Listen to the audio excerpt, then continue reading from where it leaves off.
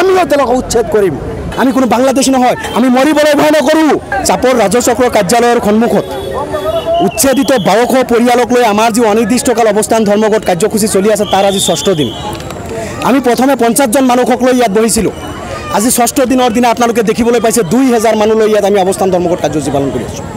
আমাৰ কথাটো কৈছে ফিৰিঙতিৰ পৰা খান্দবগা আপোনালোকে 1200 মানুহৰ ঘৰ ভাঙি দিছে, মানুহৰ মৌলিক অধিকাৰ নাইকিয়া কৰি দিছে আৰু 1200 মানুহৰ ঘৰ ভাঙি দি প্ৰায় 3500 বিঘা মাটি আপোনালোকে পুঁজিপতিক আদানীক গতাবলৈ লৈছে।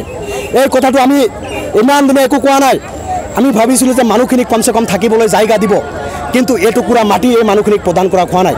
আমাৰ কথা হ'ল স্পষ্ট, আমাৰ দাবী এটাই দাবী যে এই মানুহখিনিক জীয়াই থাকিবৰ কাৰণে ঘৰ এটা সাজি জীয়াই থাকিবৰ কাৰণে 500 বিঘা মাটি এই মানুহখিনি 1200 পৰিয়ালৰ কাৰণে এৰি দিব লাগে।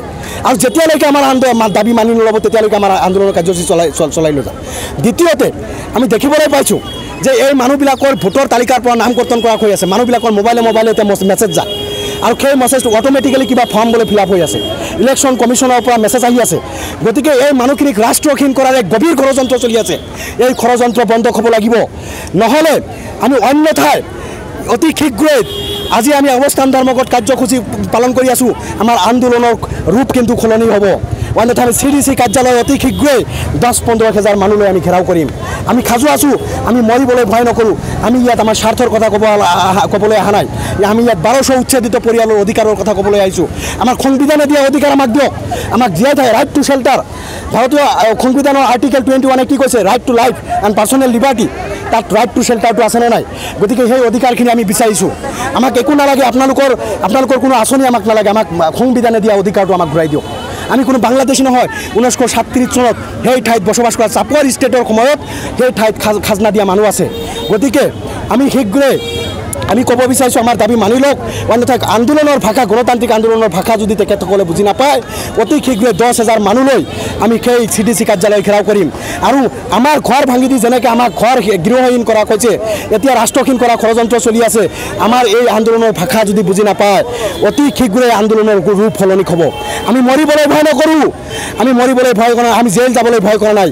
আমি এই মানুহখিনিৰ পক্ষত আছোঁ, আমি এই মানুহখিনিৰ পক্ষত মাত মাতি যাম। আজি আমাৰ এই অৱস্থান ধৰ্মঘট কাৰ্যসূচীৰ পৰা এটা কথা ক'ব বিচাৰিছোঁ যে চৰুৱা বাকৰা, টিলাপাৰা, সন্তোষপুৰ, চিৰাকুটিত যিসকল ভূমিহীন দৰিদ্ৰ নাগৰিক উচ্ছেদ কৰা হৈছে, এই উচ্ছেদিত পৰিয়ালসকলক অনতিপলমে পুনৰ সংস্থাপন দিব লাগিব। আৰু যদি নিদিয়ে তেতিয়াহ'লে আমাৰ এই সংগ্ৰাম তীব্ৰতৰ হ'ব। আৰু যিহেতু আদানীক তাত 3500 বিঘা মাটি দিয়া হৈছে, আমি কৈছোঁ আমাক কেৱল আৰু কেৱল তাৰে পৰা 500 বিঘা মাটি আমাক দিব লাগে। আৰু এই 500 বিঘা মাটি উচ্ছেদিত পৰিয়ালক দিব লাগে আৰু এই দাবী কৰিছোঁ। আৰু যদি তেওঁলোকে আমাৰ এই দাবী গ্ৰহণ নকৰে, আমাৰ এই দাবী মানি লয়, তেনেহ'লে আমি গুজৰাটী কোম্পানী আদানীকো আমি চৰুৱা বাকৰাত সোমাবলৈ নিদিওঁ। আমি ইয়াৰ লোকেল মানুহ, আমাক মাটি দিব লাগিব। আমাক 500 বিঘা মাটি তেওঁলোকে নিদিয়ে, আমাক যেনেকৈ উচ্ছেদ কৰা হৈছে, আমি ঠিক আদানী পাৱাৰক আমি এই চৰুৱা বাকৰাত থাকিবলৈ দিয়া নহ'ব। আমিও তেওঁলোকক উচ্ছেদ কৰিম।